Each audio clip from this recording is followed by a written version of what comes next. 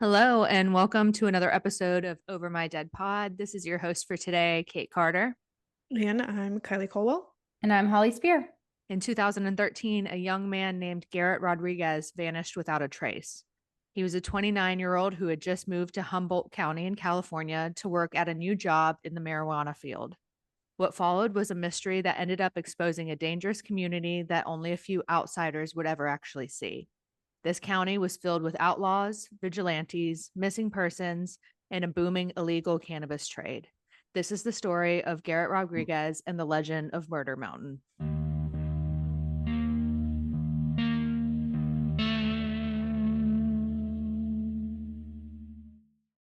So we're going to start off by talking about Humboldt County, Humboldt, Humboldt. It's located in California on the west coast of the state. It's kind of up towards the border of Oregon. Now, it's a really mountainous area, but it's also on the coast. So it has like the beach as well. It's a very large span, hundreds, thousands of acres.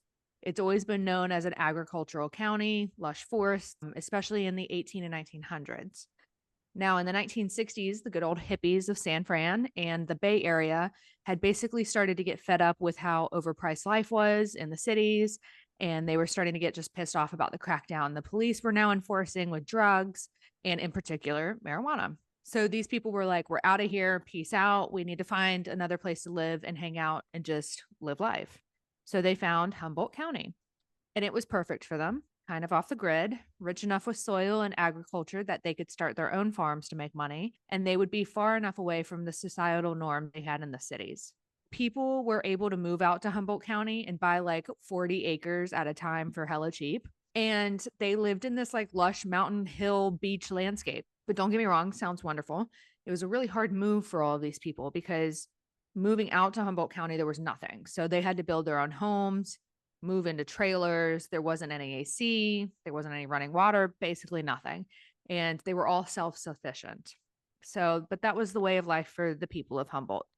They began building their communities. They built homes, schools, basically just like a giant commune in different areas. And along with their family, friends, and like personal belongings, these hippies also brought their weed. At the time, all of the US consumption of marijuana pretty much came from homegrown plants. And that's because in the 60s, there weren't legal weed shops yet. So everything had to be done at someone's home. These lucky people in Humboldt had the perfect location. The mountains were perfect climate for growing marijuana. They also had these redwood trees that basically covered all the properties. And these trees, if you don't know what redwoods are, absolutely fucking massive. So they were perfect from hiding marijuana from maybe helicopters or police above. So at first, the weed that was grown in Humboldt County wasn't really for the public. It was mostly just for community and its members.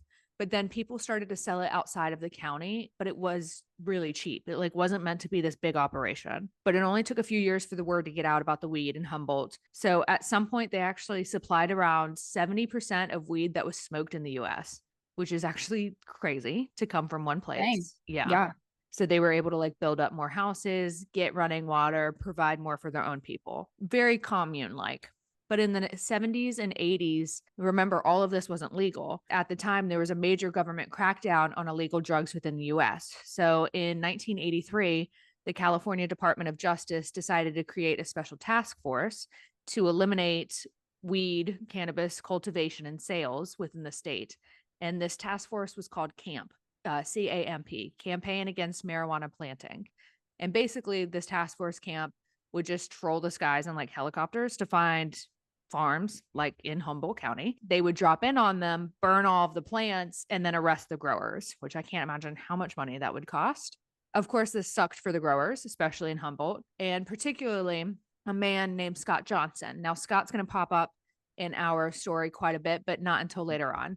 But Scott was one of the original growers in Humboldt County. He had settled down in a place called Alder Point, which was a small rural area, and he helped build his own community. Like he was the OG, and he was really nice. He was known to accept any people who would walk into the community and ask to live and work on his farm. And one of his best friends was named Clark Stevens. So Scott and Clark will come back later in the story. Basically, they lived on the farm together, worked there for many years, and were best friends. I will just give a fair heads up. There's quite a few names in this story but they're all going to piece together at some point. In 1977, there was this guy named James. Now, James lived in Phoenix, Arizona, so he's not in California, and he had a wife and daughter, but he was like batshit crazy. He was on all sorts of drugs. He was a psychopath, definitely had hints, sprinkles of mental illnesses, and he also had a horrible temper. At some point, his wife was like, enough's enough. I'm done. I'm too scared. And so her and their daughter left James. And immediately, James met a woman named Susan.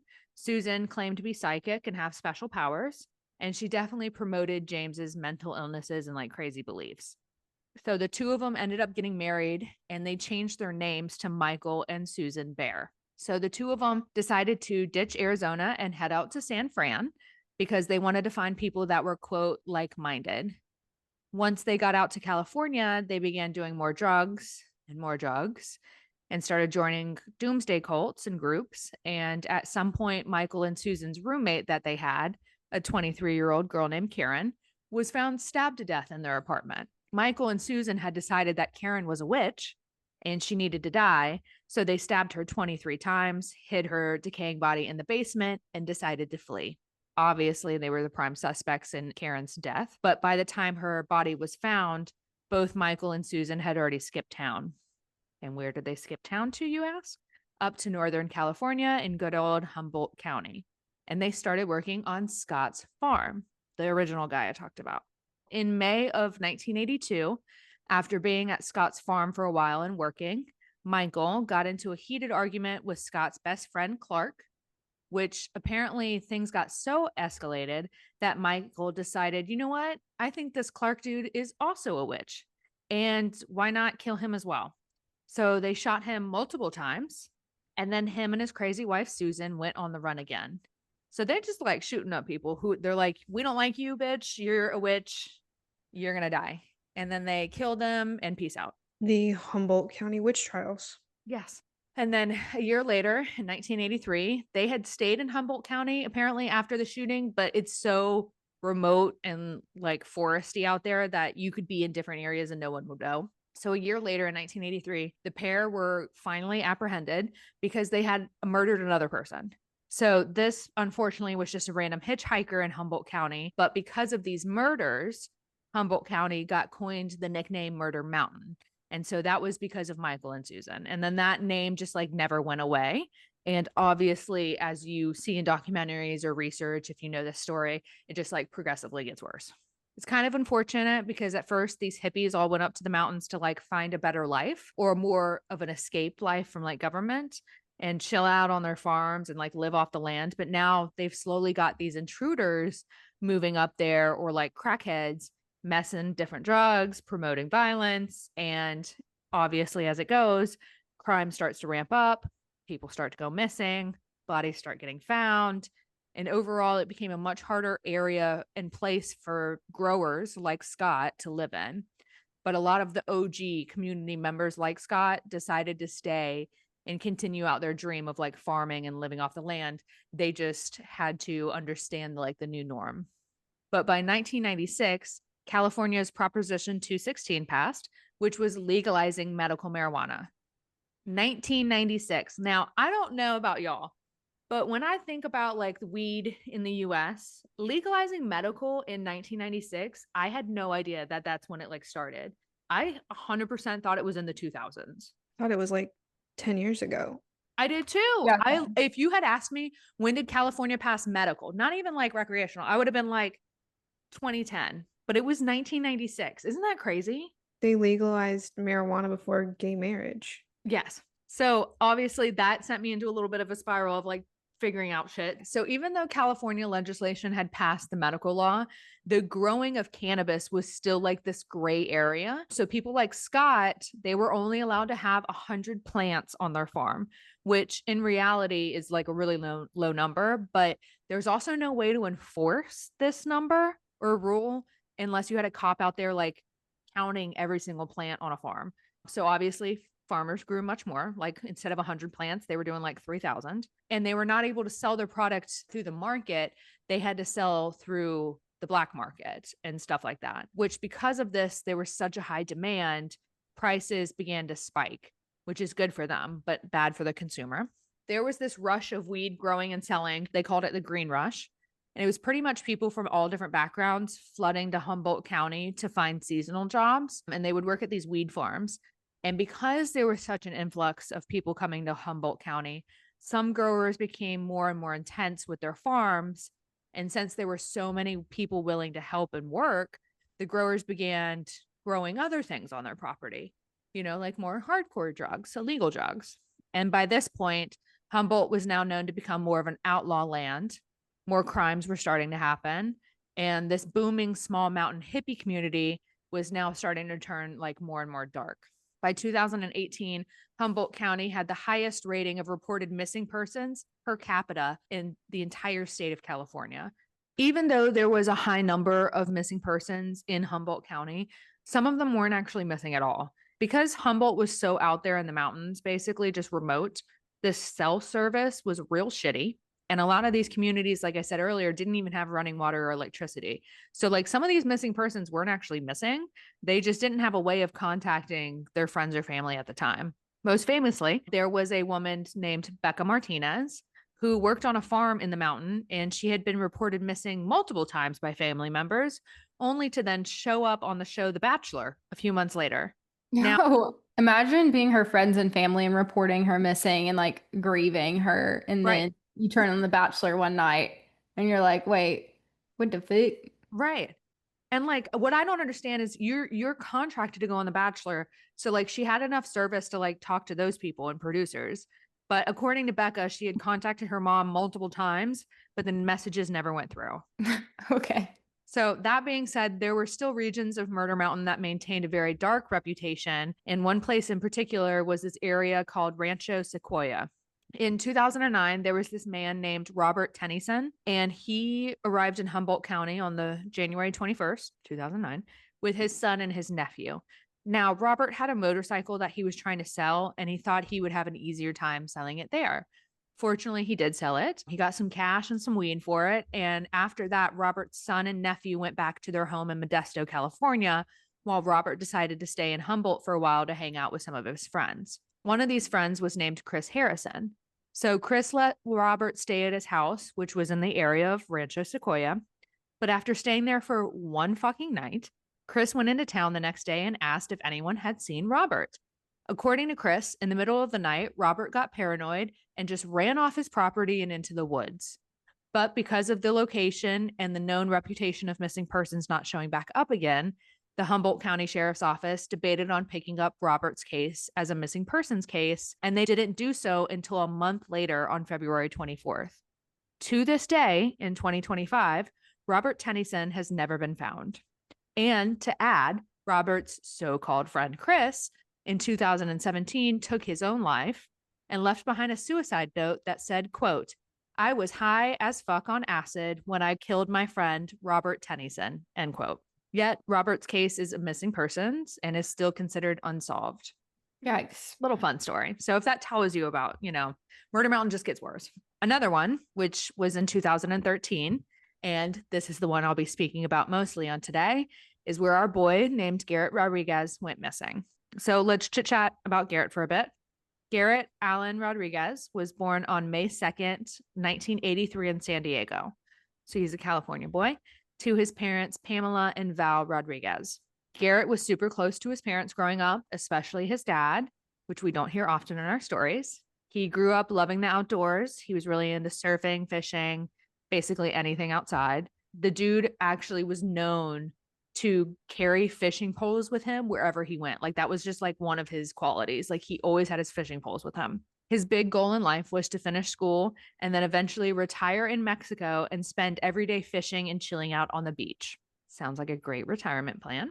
At some point, Garrett made friends with some guys at the beach one day, and these dudes worked out in a farm in Humboldt County and began telling him like how great the lifestyle is out there. Like you make quick money, it's easy. They all love smoking weed. And so that's when Garrett started working on seasonal farms. I wouldn't say Garrett worked really long at these farms, though. He was definitely seasonal. He would go there for a few weeks or a few months at a time to make some money, and then he would go back home to his regular life. Val, Garrett's dad, said he would talk to his son about every 2 weeks and that they were always in constant communication. Daddy Val even told his son that he had bought a small land out in the beach in Mexico and was willing to give it to his son if Garrett could invest in the property and make it livable for himself. Of course, this was like big dream of Garrett's. So he was all in, hopped on the opportunity, and he knew exactly how to make large amounts of money very quickly. So Garrett contacted one of the grower farmers' friends that he had met a while back on the beach. He knew this dude owned his own farm, and Garrett said, like, hey, let me partner with you. Let's double the size of the farm and the operation. And the guy agreed. So Garrett headed off to the property, which was on Alder Point in Murder Mountain, like a small community. Now, something to mention, each year pretty much since the green rush began in the mid 1990s, Murder Mountain began to get more and more isolated from the rest of the world, even more so from Humboldt County as a whole.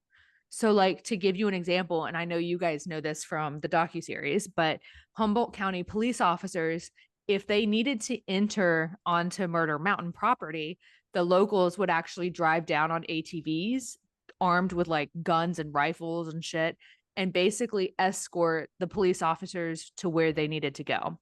So obviously, when Garrett told his family that he was heading up to Murder Mountain for a bit to make some money in order to eventually head to Mexico for his dream life, his family was super against it. They knew how dangerous it was, but Garrett knew that this was his route and he was good at the job too. So he honestly, for a while, once he got up to Murder Mountain, like everything was chill. He spent his days working on the farm. He fished every single day.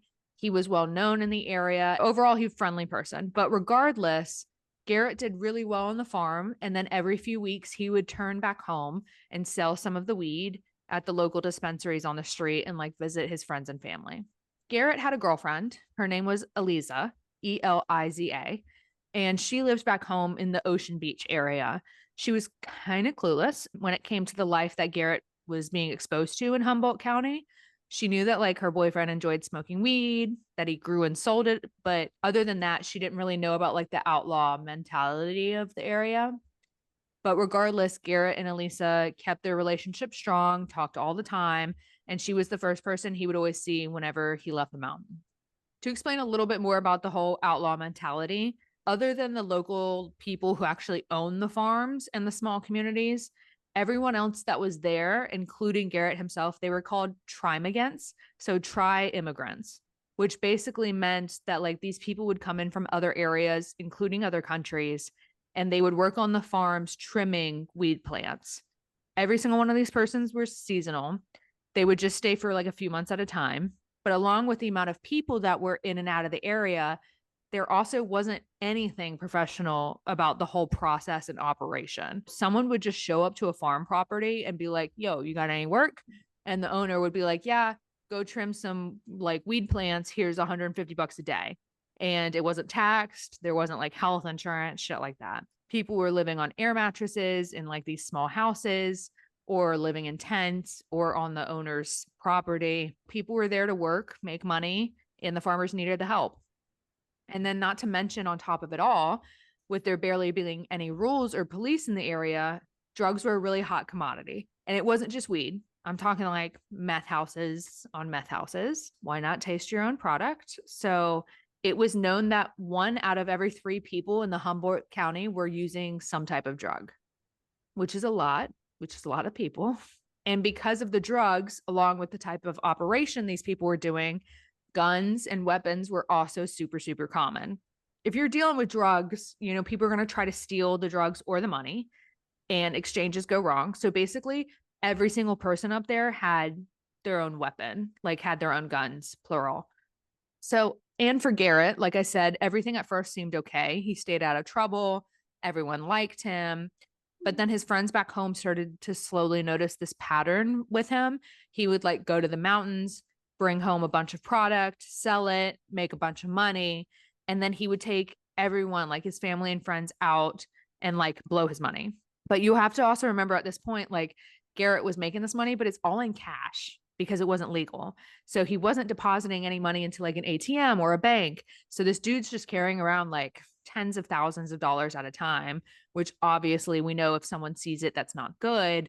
Like it takes one wrong person to see it. So, but Garrett didn't seem to be like too worried about it.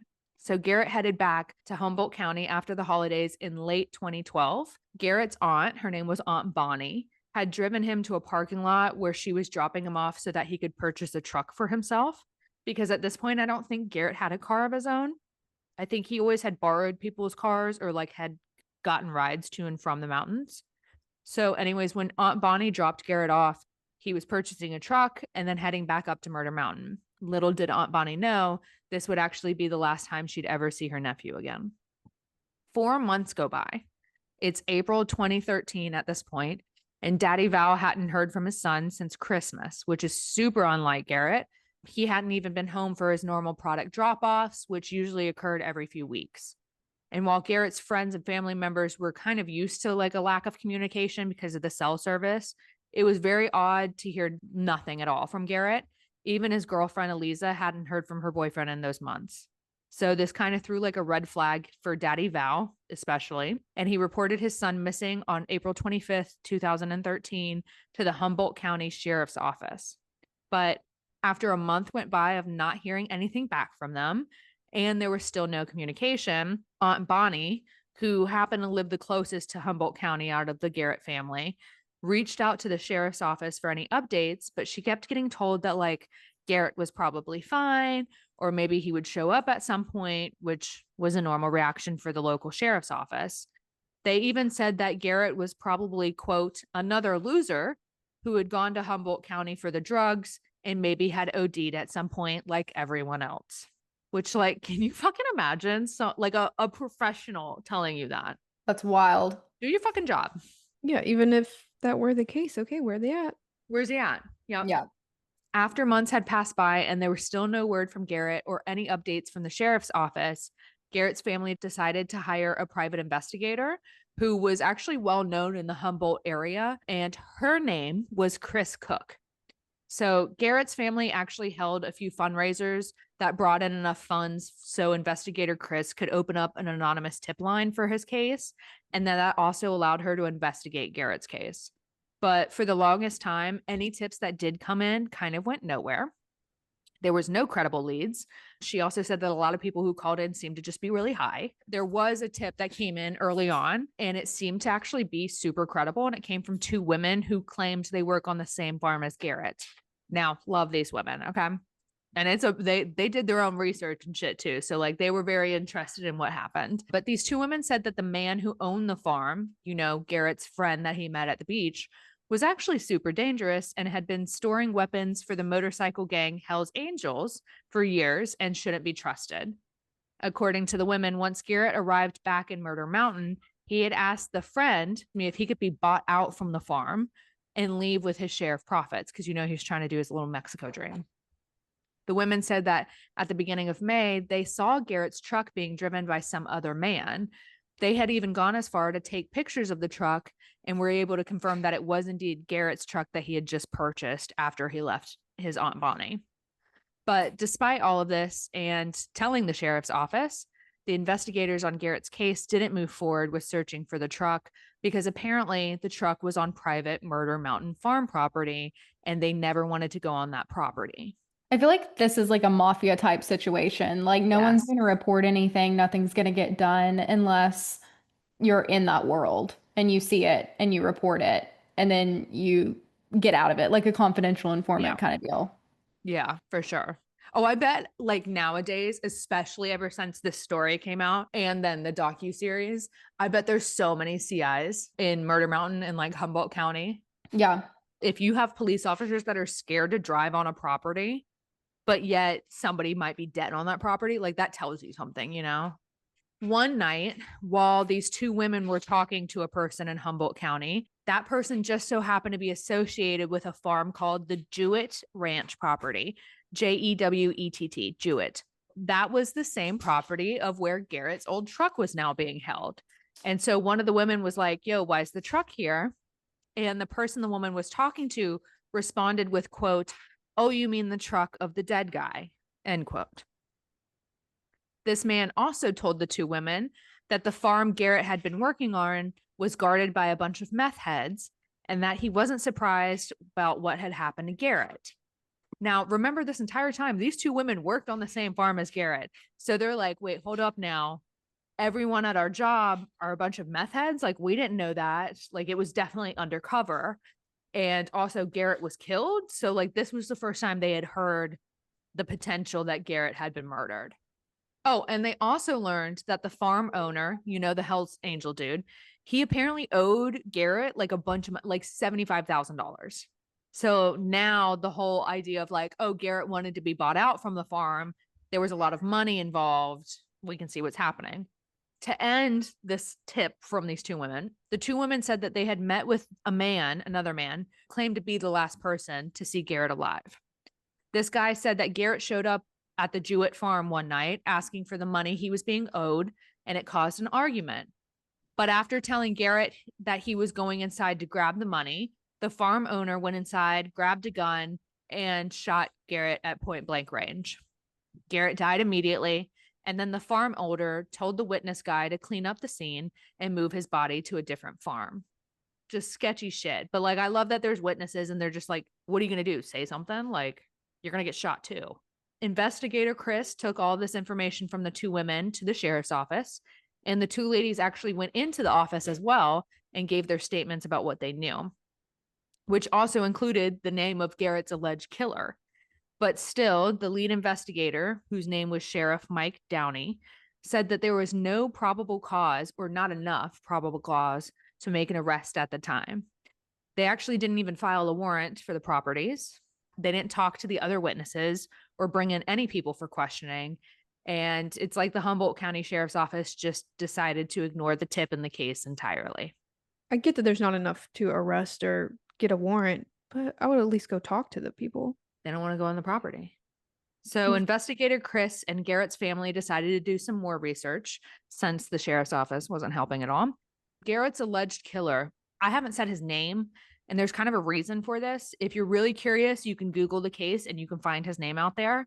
But this dude is part of a major crime organization. He's known for multiple homicides or suspected homicides, and he's still out and about living his best life. So for my sake, for the sake of the podcast and my girls, not that he listens to this podcast, but we're just going to keep him as an anonymous name for now.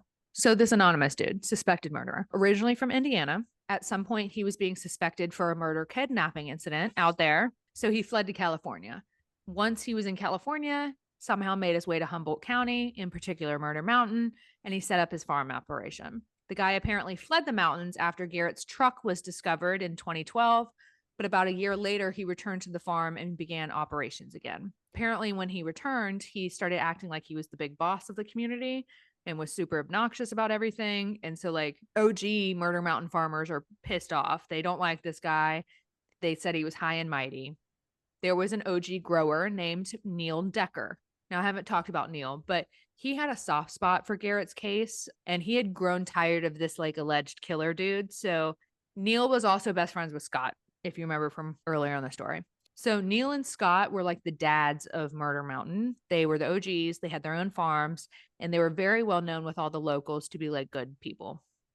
So around November 2013, the two guys were together, and they decided that they wanted to do something about Garrett's disappearance. Not helping at all, but the guys were at a local bar and had been drinking for a few hours. By the end of the night, Neil and Scott decided to grab their guns, hop on their ATVs, and they started to drive toward the suspected killer's house and farm. As they drove up through the mountain, another local man named John Riley saw the two guys on their ATVs armed and decided to follow them. So there's three of them now. When the men reached the alleged killer's property, the guy came outside and confronted them. Neil asked him what he had done with Garrett, and then he shot the man in the leg and then pistol whipped him in the head. Which, talk about liquid courage, because this is like a fucking suspected killer Hell's Angel dude, and you're just like shooting him in the leg on his own farm, pistol whip him in the head. And then when he pistol whipped him, I guess the gun wasn't locked, and so it actually shot his ear off. I'm okay with this. But well, it gets a little bit better. Neil freaked out after shooting the dude's ear off and then shot him in the chest. And it was at this point that the man, I'm assuming this guy is like massive because he is able to like still live on for a while. So the man said, I'll show you, quote unquote, location. So now I read in some articles that there were like 8 to 10 people all there when this altercation happened, but only Neil, Scott, random John, who decided to hang out, and John's son, who was in the same car as him, and then some random dude named Bob. They were the ones that drove with the suspected killer out to Jewett Ranch. So just like our OG farm dudes.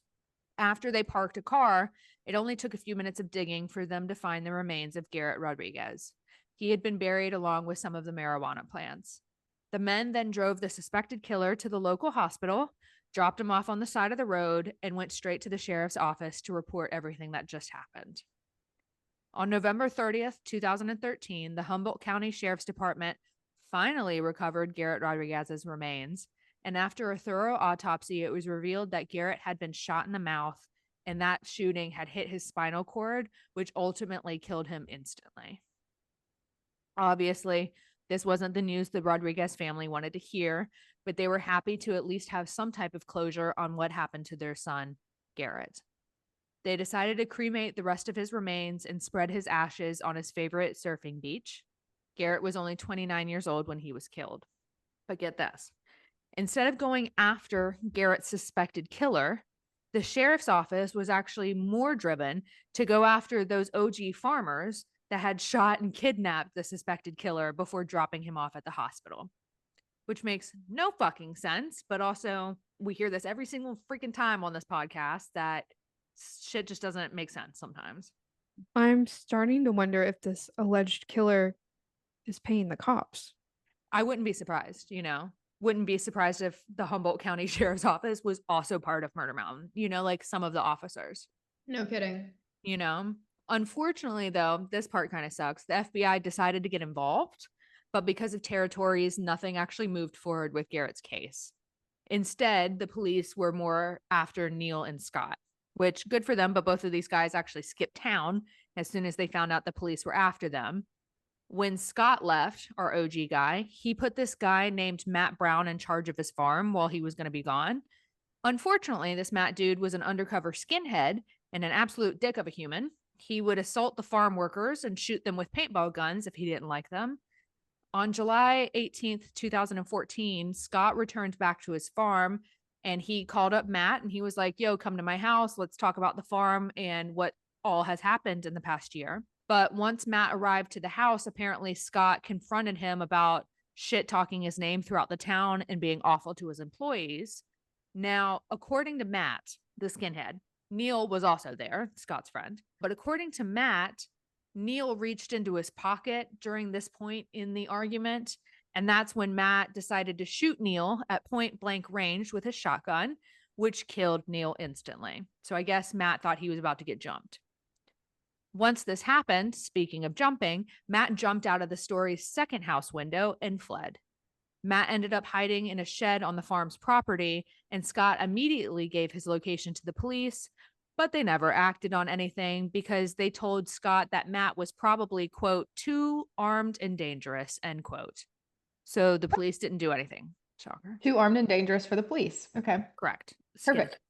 So on July 21st, which just a few days after Neil's murder, Scott decided to take it upon himself to go check in on Matt's shack, which was on his property, and ask him why he had killed Neil. Scott and then one of his friends named Redhead Dave, and then some other guy whose name I can't find, all three went to the shack armed.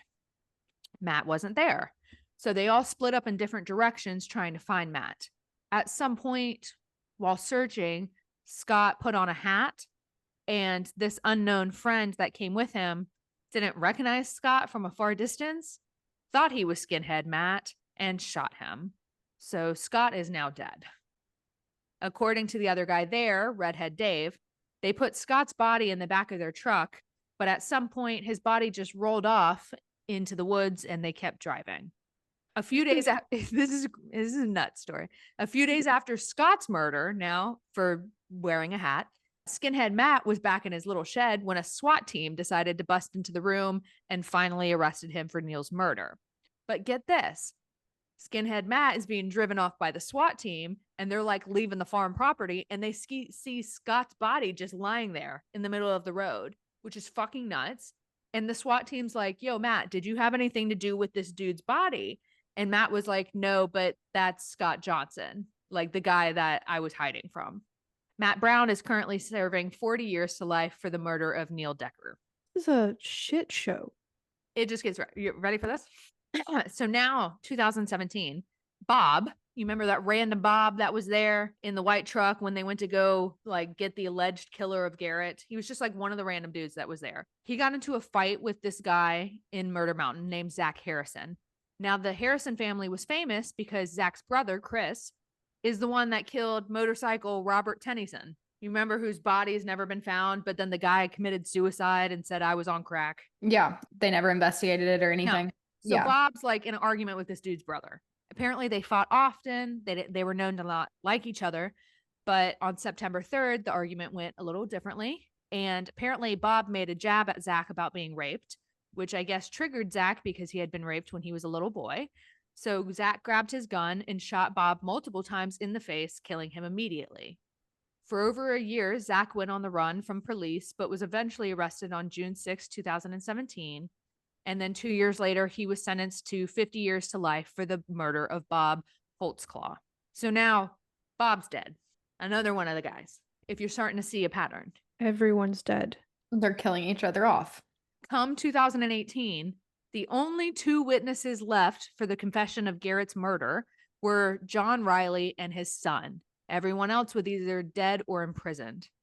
Now, John was the guy who just happened to be driving and saw Neil and Scott on their ATVs with guns and was like, I'm going to go follow them. Like, they're my friends.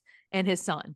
I really like this part. This is actually really sweet. John met with Garrett's dad, Daddy Val, in 2018, and he returned Garrett's fishing poles to him. Of course, this meant the world to him because everyone knew how much Garrett loved fishing. But unfortunately, I say this, it is 2025, and neither John or his son have been heard from or seen since 2018. So we don't know if they're alive or dead.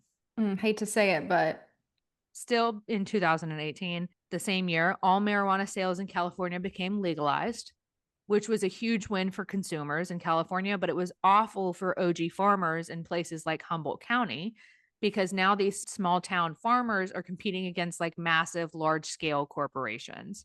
Places like Murder Mountain were really drowning in like all of the legality of allowing the corporate world to take over the marijuana field.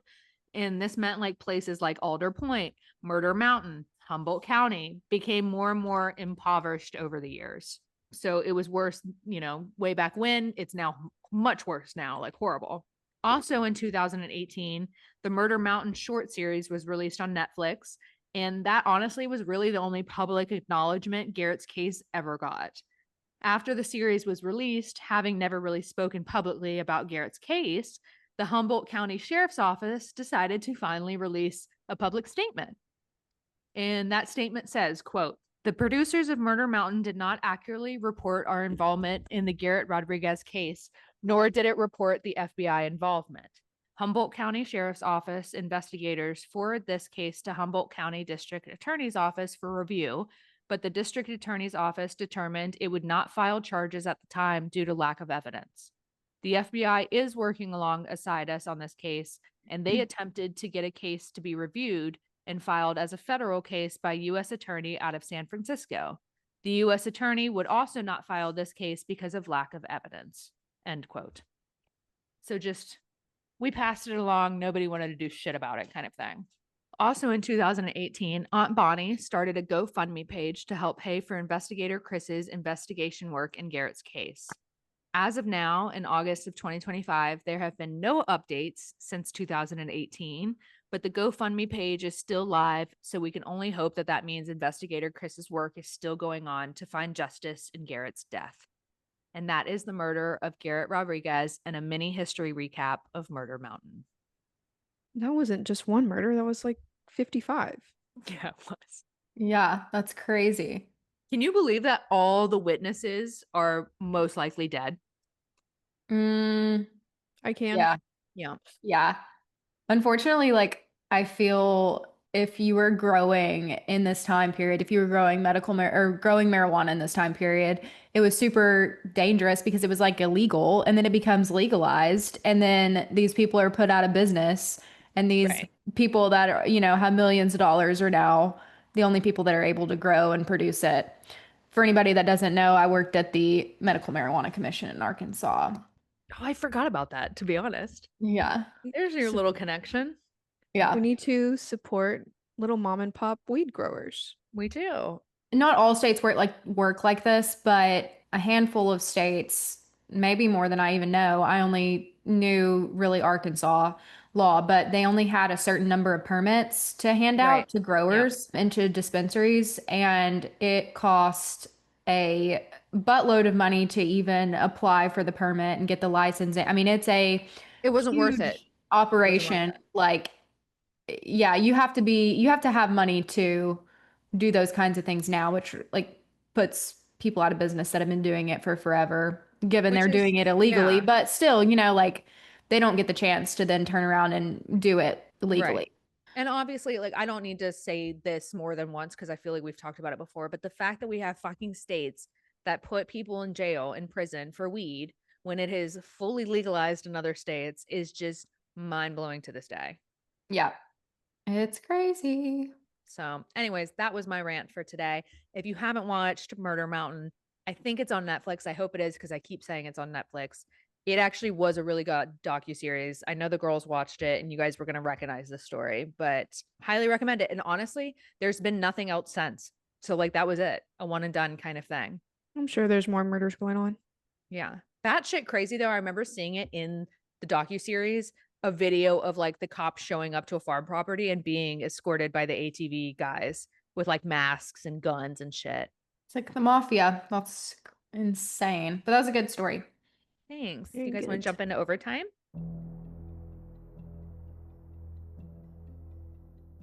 Okay, so for overtime today, Kylie was gracious enough to send us an idea of what we would talk about, kind of thing. So, Kylie, you want to take it away? My prompt for today was ridiculous pet peeves we have that we know are ridiculous and probably don't make sense, but they still piss us off. I wrote down a few pet peeves that are fucking pet peeves for like everybody, but these just erg me even more. Yes, Like we're piss gonna me off get more than normal. we're getting into the nit. What is it? Nitty Nitty gritty. gritty. Nitty gritty. Nitty gritty. Nutter Okay. butters. Tell Speaking us. of Nutter Butters, usually at like gas stations, Right. you go check out, you put your things on the counter, they're ringing it up. The person behind you in line, when they put their stuff on the counter beside you, like off to the side, and then just stand there while you're checking out. Like you can't hold your bottle of Coke and Nutter Butters for Mentos. Yeah. 2 more seconds. Yeah. And like in a gas station when it's such a small space too. And then the cashier's like, "Oh, are they with you?" And you're like, "No. No, I don't even know who that Putting is. their freaking shit here." Yeah, well, are you trying to read my debit card pin? Absolutely. What are you doing? What do you want? My mother's last name? Maiden name? Social? Social? I'll give it to That's you a if you good- back up. Yeah, that's a good pet peeve. I get that one. One of mine, and this just goes without saying, turning without a fucking turn signal on. Amen. I never had road rage until I moved to Florida. I will say that. And now it's just filled with road rage. But if you turn without, or actually, even a bigger pet peeve is when people turn and then they turn on their signal when they're turning. Yeah, And you're like, don't even do it. Don't even do it. No, if you merge into my lane without using your turn signal, Oh, I was like, I'm going to ram you. it's a near death experience in my It brain. is. Yeah. And then I'm going to get as close as I can to your car. And I'm gonna flip you off after I pass you. Yeah. Oh, I like to do a thumbs up. It makes people even more mad. Yeah, I Yeah. should probably start doing that so I don't get shot. Yeah, that was a good one. So, Mm. okay, give us another one. When people say, I'm no doctor, but yada yada, like I know Medical you're not advice. I know you're not a fucking doctor. Yes. Like you can just tell me your unsolicited advice. Yeah. That's a good one. This one goes out to all my people living with men, not replacing the toilet paper. Yes. Next one. You do this, and it Gosh. pisses me off. Okay. I'm ready. Leaving the toilet lid open. Like the whole Okay. Now, okay, that makes me sound like a man. Not actually lifting the toilet seat up and leaving it open, but not closing the toilet seat, like the lid. Yeah. So it's just like bowls Supposed to out. close the toilet lid every time? Yes. I've never in my life been told that. I'm telling you now, every time I'm at your house, I go around and I close all the lids. Stop it. There's That's so too many funny. like poop particles just in the toilet and you're just letting it out into the air. Yeah, I get that. But like now I'm like pregnant, and if I gotta pee, I've got like 2 seconds. It takes half a second to open the lid. I Okay. don't know about that. I don't know about that. Here's a big one: is when you're walking, and then someone just stops, like in front of you, In the middle like of the aisle at a grocery store. or like at the mall, or like on a sidewalk. We're all walking in a direction, and then they just stop in front of you, and you're like, you gotta like go walk around them and shit like that. People without like situational spatial awareness Blows my mind. Yeah. drives me up a fucking wall. Okay, people who exclusively use like Apple Pay on their phone Oh my God, that's a and good one. don't bring their cards anywhere. Yeah. Like, Or like okay, they do it somewhere where there's absolutely not fucking Apple Pay. oh yeah, where I'm at this little egg stand out in the middle of nowhere. Do you Yeah. guys take Apple Pay? No, the fuck they don't. They're like, I don't even know what Apple Pay is. Oh, can you pay? They don't take Apple Pay. I didn't bring my cards. Like, you never take your cards anywhere. Right. Like that's not my problem. In my mind, Apple Pay is like used for emergencies. Right. Okay. Now this one, shout out to my husband. And I know this one isn't anybody's actual fault. Okay. It just bothers me when you sneeze more than 4 times. And like you sneeze, bless you, sneeze, bless you, sneeze, okay, bless you. And then they keep going. And you're like, just staring at them like, I'm not fucking saying bless you. Like it's a pet. I don't know why. It's a pet peeve if somebody just continues to sneeze. No, same. Do you have like a number of sneezes before you stop saying bless you? Because I'm at 2, and the second one is catty. 3, I look at you like, Do something about it. what do you want me to say? You've been blessed enough. It's not working. When you're at like concerts or whatever sporting events and there's like an MC or someone, the performer, and they keep trying to make the crowd get louder. Like they keep saying like, "Oh, I can't hear you." Right. Or And it's a quiet crowd. let's get loud. Yeah. I hate that shit. Like Yeah. I will purposely get more quiet.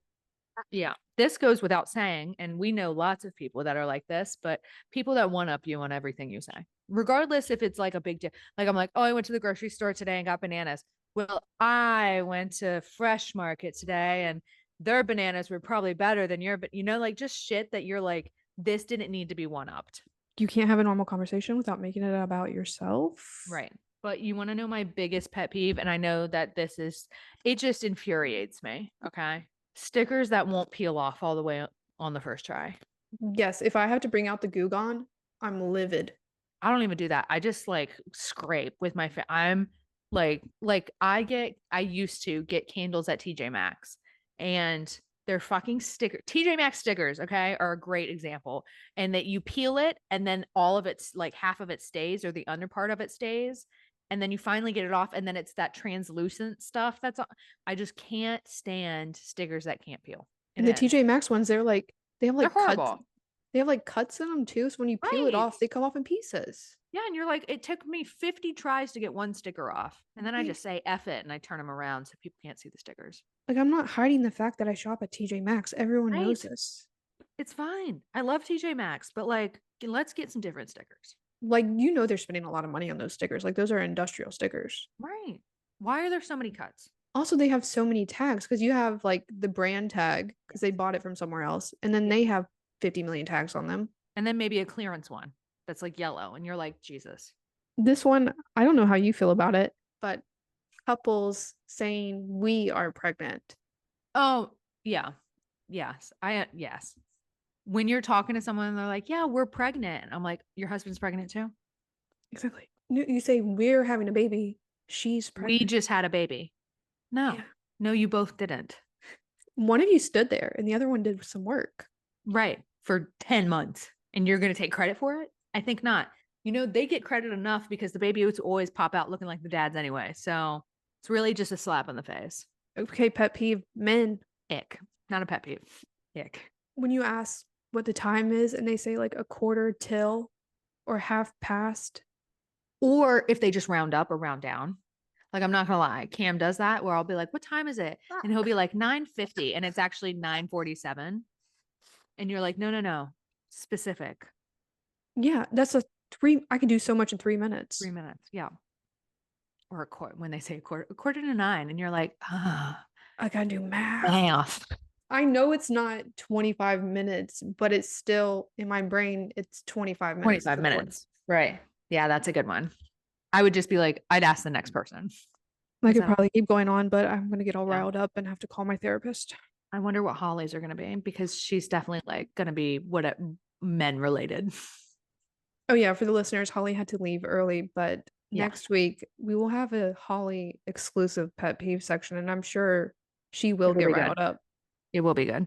But until then, thank you for tuning in to another episode of Over My Dead Pod. If you want even more information on this case, you can check us out on our website at overmydeadpod.com. You can also check us out at our social medias, Over My Dead Pod. We're on Facebook, Instagram, Twitter, whatever. We're on everything. YouTube. Just a heads up, once again, we are attending CrimeCon in Denver this year. It's the first weekend of September. Very excited. So we're like 4 weeks away. And if you're going to be there, let us know. We'd love to see ya.